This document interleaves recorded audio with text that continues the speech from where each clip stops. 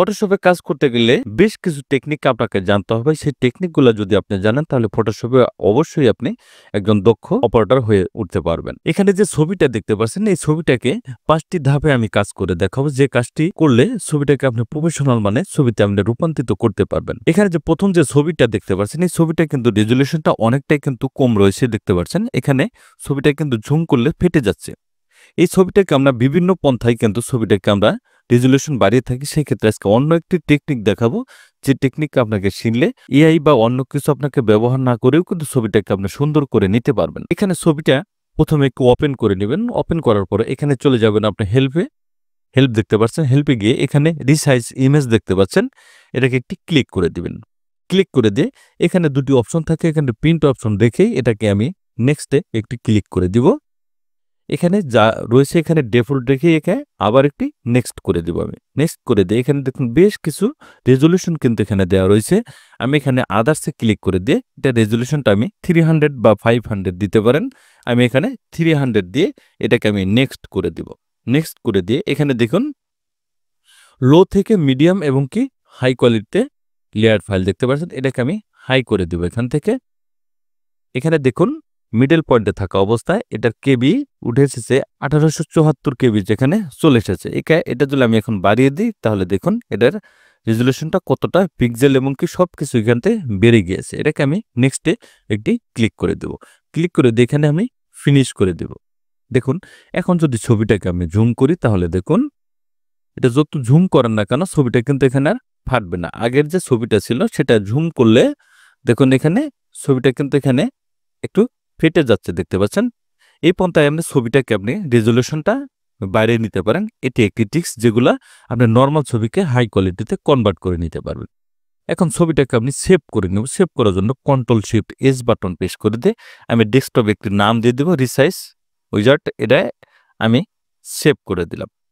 এখন প্রথমে যেহেতু এআই যুগ, প্রথমে ছবিটাকে আমি একটু ইনহ্যান্স করে নিতে হবে। ইনহ্যান্স করার জন্য বেস্ট একটি এআই সাইট রয়েছে, সেটিকে আমি ওপেন করে নিলাম। ওপেন করে ছবিটাকে এখানে আপলোড করে দিব।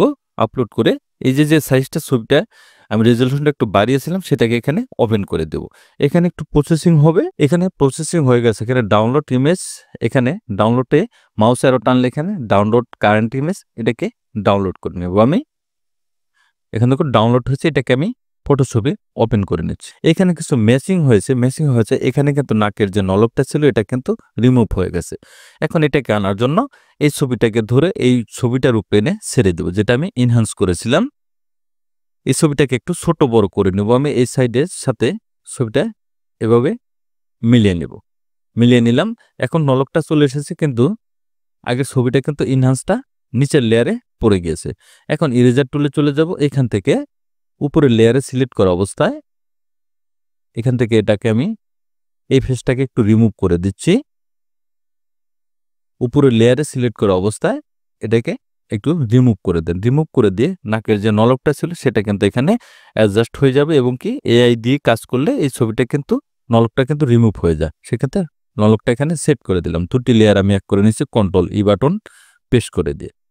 এখন দেখুন এখানে বেশ কয়েকটি কাজ আপনাকে করতে হবে। এখানে যে সাদা যে লাইটটা পড়ছে এটাকে আমরা রিমুভ করে নিতে হবে। রিমুভ করার জন্য আমি চলে যাব ইমেজ অ্যাডজাস্টমেন্ট, এখানে সিলেক্টিভ কালার। এখানে ডিফল্ট কালার রেড দেওয়া থাকবে, এখানে আপনি হোয়াইট দিয়ে দিবেন। হোয়াইট দিয়ে এটাকে একটু এখান থেকে একটু হালকা একটু বাড়িয়ে দিবেন। বাড়িয়ে দিলে দেখুন এটা কিন্তু একটু দেখুন বাড়িয়ে দিলাম। এখানে দেখুন সাদা হয়ে গেছে। এটাকে আপনি একটু হালকা একটু এখান থেকে একটু কমিয়ে দিবেন। ওকে করে দিলাম। এখন দেখুন ছবিটা কিন্তু সাদা যে ভাবটা ছিল সেটা কিন্তু এখান থেকে রিমুভ হয়ে গেছে। এখন চলে যাব আমি ম্যাজিক টুলে গিয়ে পুরো ফেসটাকে আমি একটু সিলেক্ট করে নিচ্ছি। একটু সিলেক্ট করে নিলাম। কিছু শ্যাডো রয়েছে, এই কালারটাকে একটু অ্যাডজাস্ট করার জন্য, এই সাদাটাকে রিমুভ করার জন্য আমি ব্রাশ টুলে চলে যাব। ব্রাশ টুলে গিয়ে এখানে অপাসিটি আমি একটু কমিয়ে দিব। আমি এই কালারটাকে অল বাটন চেপে তো এটাকে চুজ করে নেব। চুজ করে এখানে যদি আপনি একটু ঘষি তাহলে দেখুন একটু রিমুভ হবে। এই যে সাদা যে ভাবটা ছিল সেটা কিন্তু এখান থেকে কিন্তু রিমুভ হয়ে যাবে। দেখতে পাচ্ছেন এই যে শ্যাডোগুলা, এগুলোও কিন্তু আপনি রিমুভ করে দিবেন এখান থেকে। এটা হয়ে গেছে। আমি এখানে একটু ঘষে এই যে কালো শ্যাডোটা রয়েছে এটাকে আমি একটু রিমুভ করে দিব। এখনো কিন্তু সাদা কিন্তু এখানে নেই। দেখতে পাচ্ছেন সাদাটা কিন্তু এখান থেকে রিমুভ হয়ে গেছে। দেখুন ছবিটা কিন্তু কতটা সুন্দর হয়ে গেছে। এখন এটাকে একটু হালকা একটু আপনি এখান থেকে একটু কমিয়ে দিবেন। ওকে করে দিলাম। আমি দুটি লেয়ার এক করে নিচ্ছি কন্ট্রোল ই বাটন প্রেস করে দিয়ে। এই ড্রেসটা সহ চুল এবং ভুরু এখানে আমি একটু কালো করে নেব। কালো করার জন্য আমি চলে যাব ইমেজ, অ্যাডজাস্টমেন্ট, এখানে সিলেক্টিভ কালার। এখান থেকে ব্ল্যাক কালার চুজ করে দিব। ব্ল্যাক কালার দিয়ে এটাকে একটু দেখুন, এটাকে একটু বাড়িয়ে দিলাম, এটা কালো হয়ে গেছে দেখতে পাচ্ছেন। এখন নাকের এখানে দেখুন একটু সাদা রয়েছে, এটাকে আমি হেলিং ব্রাশ টুলে চলে যাব। এখান থেকে হেলিং ব্রাশ টুল, এখানে অল বাটন চেপে ধরে কালারটা নিয়ে এখানে 2-3টি ক্লিক করলেই এটা কিন্তু রিমুভ হয়ে যাবে।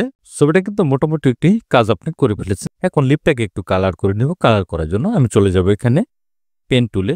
পেন টুলে গিয়ে এখানে একটি লেয়ার আমি এখান থেকে করে নিচ্ছি। নিউ লেয়ার করে নিলাম। এখন এই নিউ লেয়ার সিলেক্টার অবস্থায় এখানে আমি লিপটাকে একটু আর্ট করে দেবো। আর্ট করে এতটুকু পরিমাণে এখান থেকে নিয়ে নিব। এই যে রাউন্ডটা রয়েছে এই রাউন্ডটাকে আপনি একটু আর্ট করে নেবেন। মাউসের রাইট বাটন ক্লিক করে এখানে ম্যাক্স সিলেকশন ওকে করে দিচ্ছি। এখন চলে যাব পেন বাকেট টুলে। এখানে পেন বাকেট টুল, এখানে কালারটা চুজ করে কোন কালারটা দিব সেই কালারটা আমি এখান থেকে চুজ করে নিব। এই কালারটা নিচ্ছি বা এই কালারটা নিব। আপনি যে কালারটা দেন না কেন সেই কালারটা এখানে চুজ করে দিয়ে এটিকে একটি ক্লিক করে দিবেন। দেখুন এটা কিন্তু ক্লিক হয়ে গিয়েছে। ডিসিলেক্ট করার জন্য কন্ট্রোল ডি বাটন প্রেস করে সিলেক্টটাকে উঠিয়ে দিবেন।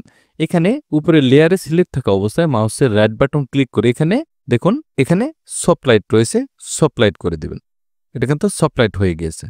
এখন এটাকে একটু সফট করার জন্য আমি চলে যাব ফিল্টার, এখানে যাব ব্লার, এখানে গাউসিয়ান ব্লার। এটাকে একটু হালকা একটু এদিকে একটু ব্লার করে দিলে দেখুন একটু ব্লার করে দিলাম। এখন দেখুন এটার লিপটা কিন্তু এখানে হার্ড হচ্ছে না, এটা কিন্তু সফট হয়ে গেছে দেখছেন। কন্ট্রোল এম বাটন প্রেস করে এটাকে আর একটু গাঢ় করে দিতে পারেন আপনি, হালকা একটু গাঢ় করে দিলাম। এখন দেখুন এটা কিন্তু লিপটা কিন্তু গাঢ় হয়েছে। এখন ব্যাকগ্রাউন্ডটাকে আপনি ইরেজ করতে হবে। ইরেজ করার জন্য দুটি লেয়ার আমি এক করে নিচ্ছি, কন্ট্রোল ই বাটন প্রেস করে দিয়ে এখানে ম্যাজিক টুল দুটি ক্লিক করে দিলে এখানে control alter D button press করে দিয়ে ফেদার নিয়ে আসবেন এখানে, বা মাউসের রাইট বাটন ক্লিক করে এখানে ফেদার অপশন, ফেদার এখানে টু রেখে ওকে করে দিবেন। কালারটা এখানে চুজ করে নেবেন, কোন কালারটা দিতে চাচ্ছেন সেই কালারটা চুজ করে দিয়ে এটাকে ওকে করে দিয়ে কিবোর্ডের ডিলিট বাটন দুবার প্রেস করে দিবেন। প্রেস করে দিলে ছবির ব্যাকগ্রাউন্ডটা এখান থেকে ইরেজ হয়ে যাবে। এখন ছবিটাকে আপনি পাসপোর্ট সাইজ ছবির মাপ আপনি এটা ক্রপ করে এটাকে সাজাতে পারেন। সাজানোর জন্য এখানে পাসপোর্ট সাইজ মাপ ক্রপ করে দিন 1.5, হাইট দিবেন 1.9, রেজলিউশন 300 দিয়ে এটাকে আমি ক্রপ করে পাসপোর্ট সাইজ ছবিতে আমি ক্রপ করে নিলাম। এখন নিউ একটি পেজ নিব, আমি পেজ নিব, A4 সাইজ পেজ নেবেন, এখানে ওকে করে দিচ্ছি। ছবিটাকে একটু রোটেট করে নেবেন। রোটেট করার জন্য ইমেজে চলে যাব, এখানে রোটেট অপশন দেখতে পাচ্ছেন, এখানে 90 ডিগ্রি করে দেবেন।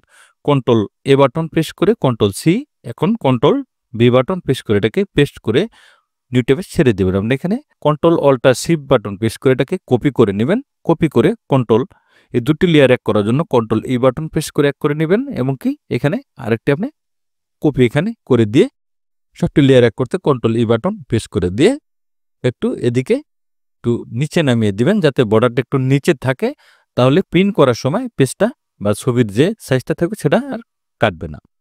এখন এখানে পেজে সেট করার পরে আমি এখানে কিছু গ্রেডিং করে নিতে হবে। গ্রেডিং করার জন্য আমি চলে যাব কন্ট্রোল বি বাটন, এখানে হাইলাইট সিলেক্ট করা অবস্থায় এটাকে একটু হাইলাইটটা বাড়িয়ে দেবো, এখান থেকে একটু হালকা বাড়িয়ে দেব, ওকে করে দিলাম।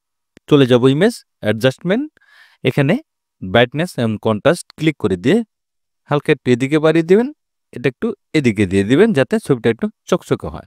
ব্লু কালারটা একটু বাড়ানোর জন্য ইমেজ, অ্যাডজাস্টমেন্ট, সিলেক্টিভ কালার, এখানে সাইন কালারটা দিয়ে দিব। সাইনটা দিয়ে হালকা একটু বাড়িয়ে দিলে দেখবেন এটা কিন্তু সাইনটা একটু বেড়ে যাবে।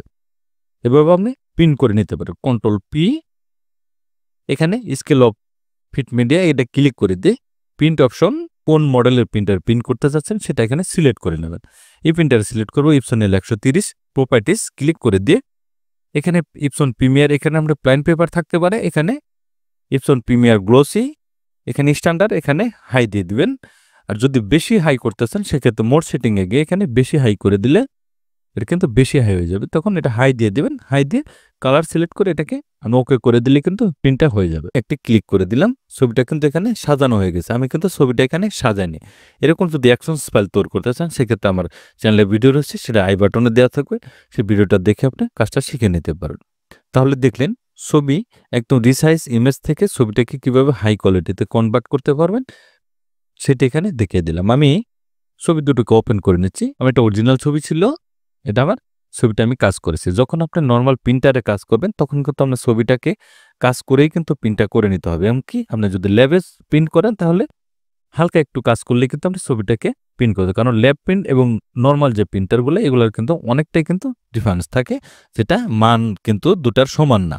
ল্যাবের যে প্রিন্টারটা সেটা মান অনেক বড় এবং প্রিন্টারের যে মানটা সেটা একটু অনেক কম। সেজন্য আপনি কালার গ্রেডিংটা করে ছবিটা এডিট করেই এই ছবিতে প্রিন্ট করে নিতে হবে। তাহলে দেখলেন খুব সহজ টেকনিক কিভাবে আপনি ছবিতে প্রফেশনাল মুড দিতে পারেন এবং প্রফেশনালভাবে এডিট করতে পারেন সেটি দেখে নিন। থ্যাংক গাইজ, ভালো থাকবেন সবাই। ভিডিও যদি ভালো লাগে অবশ্যই লাইক কমেন্ট শেয়ার করবেন, সাবস্ক্রাইব করেন, বেল আইকনে চালু রাখবেন, নতুন নতুন ভিডিও পেতে চ্যানেলটি ফলো করে রাখবেন। ভালো থাকবেন, সুস্থ থাকবেন, আল্লাহ হাফেজ।